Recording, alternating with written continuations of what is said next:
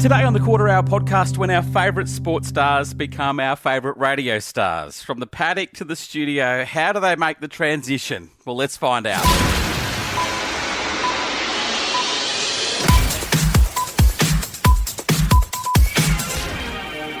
Hi and welcome to the Quarter Hour podcast. I'm your host, Liam Renton, and today our guest was a giant in the rugby league world. Corey Parker played over 300 games for the Brisbane Broncos. He captained the team. He won a premiership with them. He's played for Queensland. He's played for Australia in rugby league.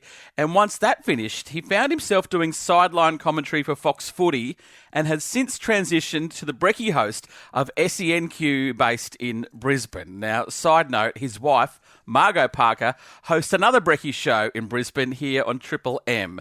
Let's meet him and find out how he went from the Broncos to broadcasting. Corey Parker, welcome to the Quarter Hour podcast. Yeah, thanks, mate. Thanks for having me. I appreciate it. At what point in your rugby career did you ever think you'd be commentating or moving to broadcast or now doing a breakfast radio show?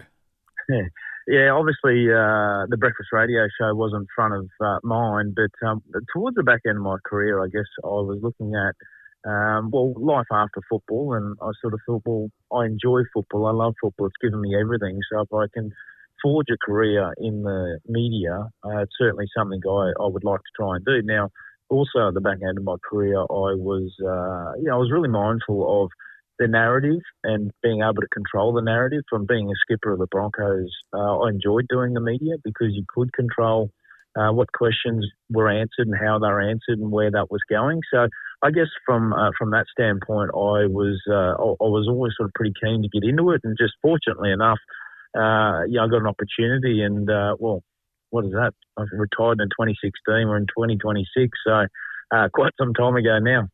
Who did you grow up listening to? Like, was radio always on in the house growing up? Yeah, it was. Whilst I was playing, I had affiliations with some mainstream radio stations, just little touch bases here and there on a regular basis, but wasn't nothing too deep into it. Now, it's what both my wife and I do for a living. That's our job. So it's funny how it all sort of works in strange ways. What's your first memory of radio? Like, do you remember a particular station as a kid that you heard, or a radio in your bedroom? Well, as it turns out, I mean, back in my day, or when I say my day, like when we were kids, you couldn't just stream a song. You actually had to use the tape and tape a song. So it was hold pause while record was down, and then lift pause when Rick D's Top 40 was on. Yes. You'd listen to your favourite your favourite song, and that's how you'd make a mixtape. In the shed with my old man, sort of working around, it was 4KQ and the Golden Oldies. So it does. It stems back to then. Great memories. You did a bit of TV work in there as well. Did that give you sort of training in becoming a broadcaster? Oh, it certainly helps in that regard. Very different. Like radio, having our own show with myself and Heels, you've got full control over the show, I guess, in the sense that what you say, how you say it, where you go with it, etc. Whereas TV, it's sort of very limited to obviously all your own opinions, but you're limited to like a couple of minutes here and there, and commentary is very different also. I mean, it's something that you've got to work on. It's not something people just think, oh, you turn up, you can commentate a game. It's very much different to that. You still need to put yourself in a position to do all the work and all the preparation that you would do, because it's not something that just rolls off the tongue. So there's a fair bit that goes on behind the scenes, as you would understand. But when you can get it right, it pays the bills. How'd the current role come about? It was previously held by a Queensland icon and Paddy Welsh when he helped launch SEN here in Queensland, and he's since retired. So, how did you get the gig? Do you remember? Yeah, well, I, again, had a slot with SEN just doing, just sort of a once a week, sort of update, review, preview style thing. And then a couple of opportunities come up to host, some shows, a couple of 3-hour shows for Benny Davis, etc. when he was on holidays. And I just I always find if you put yourself out of your comfort zone, it seems you seem to work out whether A, you like it, or B, you're any good at it. And I sort of went down that path. And it's funny how it all turns about, because with my role at Fox at that point in time, didn't get renewed, and there was an opportunity with SEN, and was able to walk sort of straight into that, which I thoroughly enjoy. It's one of those things, getting up at 3:30, sort of, I guess, one of those things, to go to work, you've got to really love what you do, right? And that's certainly something I do. Because, mate, I think as a parent, logistics. Your wife is the host of Triple M Brisbane Breakfast. You're hosting SEN Brisbane Breakfast. Who's looking after the kids, Corey? It's a good question. We treat them like free-range chickens. Now, we've got very good independent kids. I mean, eldest is 16 and 15, 12, 10. So, we do have some great assistance along the way. But the kids are very self-sufficient, which is handy because they all go to, 4 kids at 3 different schools as well. So there's a bit going on in terms of the morning logistics, but it all works. I love the fact that you and your wife are competing on the air at the same time. Does she often remind you that she was the queen of Brisbane radio before you joined the scene? Very much so. Well, it's interesting how she got her start. She got her start through me, so that was I let her know that. But yeah, she's been number one for a period of time now, so they're going really well. Very different radio station, the way that what we do to what they do, as you know. But it does make for some interesting conversations at times. Because I've often wondered, was there ever discussion about doing radio together? What about a podcast? The Parkers podcast? That'd be great. Yeah, there has been that discussion because I've done a podcast before and I thoroughly enjoyed it.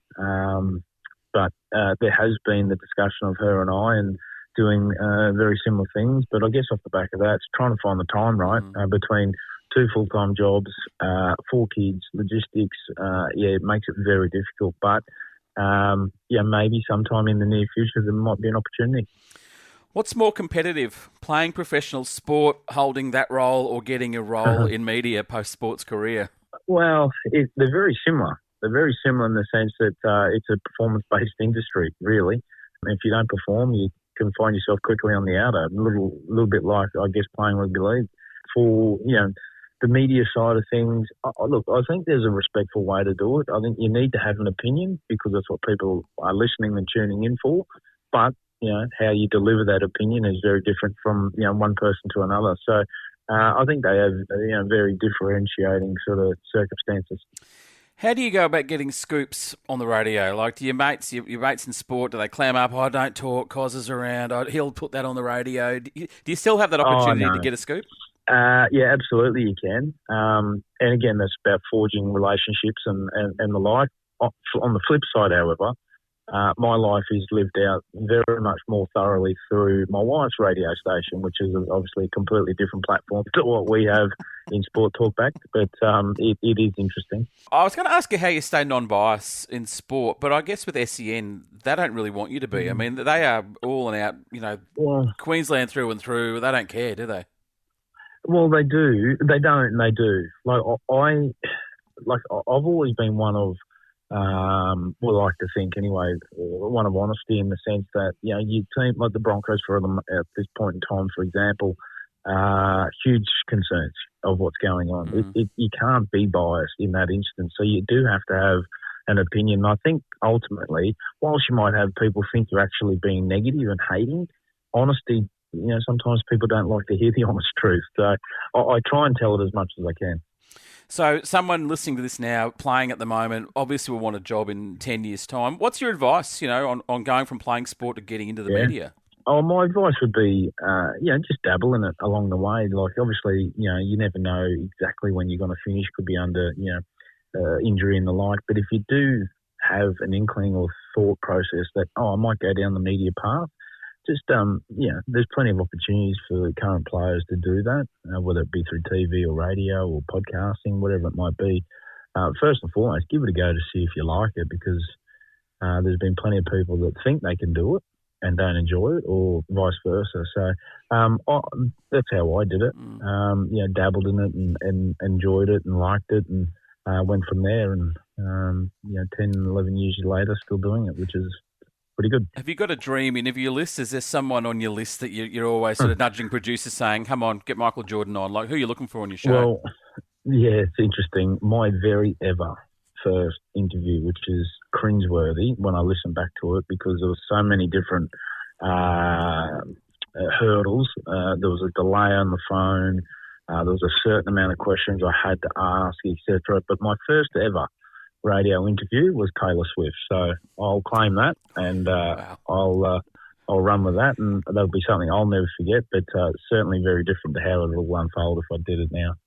I love that SEN stands for Sports Entertainment Network. Have you got that in the back of your head? You know, what entertainment value can I bring to the radio today? Yeah, absolutely. It's something you obviously got to keep thinking about. It, predominantly, our listenership is always they love rugby league. It's the game that keeps on giving, but it's not all about rugby league. And there's some light and shade of all sort of things we do.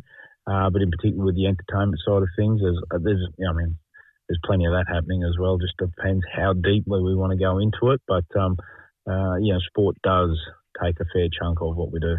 You got any insight to the future of sports broadcasting? Like sometimes commentators aren't even at the game; they're in a boardroom somewhere with a heap of TV screens. It's different, isn't it? Well, I think it certainly is. I think COVID provided that for a lot of people, a lot of networks, both with with TV and also radio, from calling off a screen, etc. And what it did do, it saved companies a lot of money. However, you don't get that live experience. You don't get that live hype of this is where we're at, this is what we're doing, the smell of what it might be like to be on the ground and trying to translate that to the listener, which I think is really important. I think there's some opportunity to do a little bit of both, but ultimately being there live gives you the opportunity to, not miss out on anything that's going on and really sort of portray that message. Mate, before I let you go, your favourite radio memory to date? I mean, you almost said it before when you said you interviewed Taylor Swift. The mountain doesn't get much higher, but is there a favourite memory, maybe a sporting moment post-playing, on the radio that you've loved the most?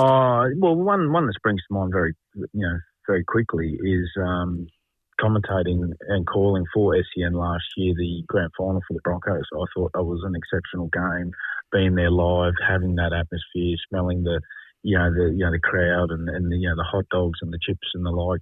But the other thing too, if you asked me when I was a small young kid that you'd be working every day with an Australian iconic legend being healed, Ian Early. I would have laughed at you. So it's interesting how sport does bring people together in all walks of life. So fingers crossed I can continue to do this for a long period of time. And isn't it funny how people will always gravitate to you and tell you their favourite moment? Were you at the Broncos Penrith prelim game last year at SENQ? I was calling that for SEN, and that was quite it was an amazing atmosphere.